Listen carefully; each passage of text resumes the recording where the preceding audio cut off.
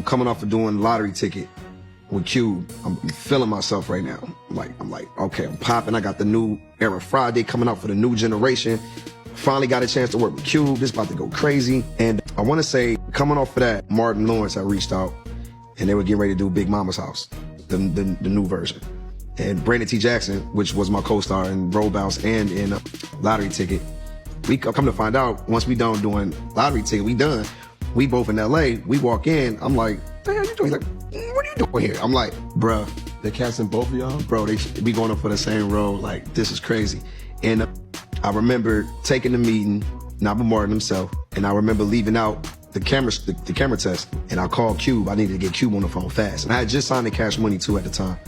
And I said, OG, he's like, what up?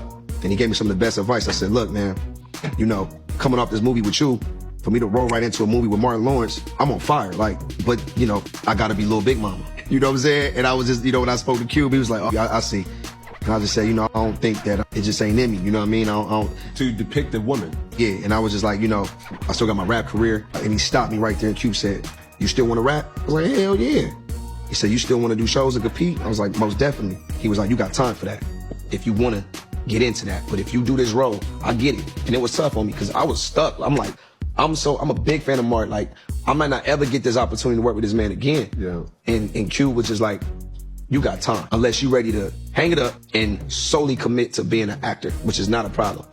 But just know, you take that role and you try to rap, Lil Big Mama gonna live on the internet forever. So if you get in a battle, if you get in a beef, if you got thick skin, I'm letting you know now, it's gonna be. Yeah. I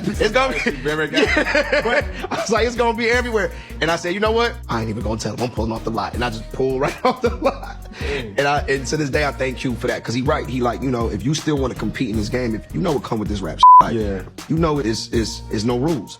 And if you still want to compete and still do your thing and still get that respect, you know what I mean? Then you got time for that. I'm not telling you not to do it, but I'm just letting you know right now at this point of your career, you got time for that. Yeah. And he was right. God bless me. And then here come Tyler Perry. Boom, called me. Bop. Media's Big Happy Family. Ended up working with Tyler Perry instead. Yeah. And it was a blessing. Everything worked out. And my man Brandon T. Jackson got his bag and got a chance to work with Martin. So he ended up getting a role. I told him I backed out.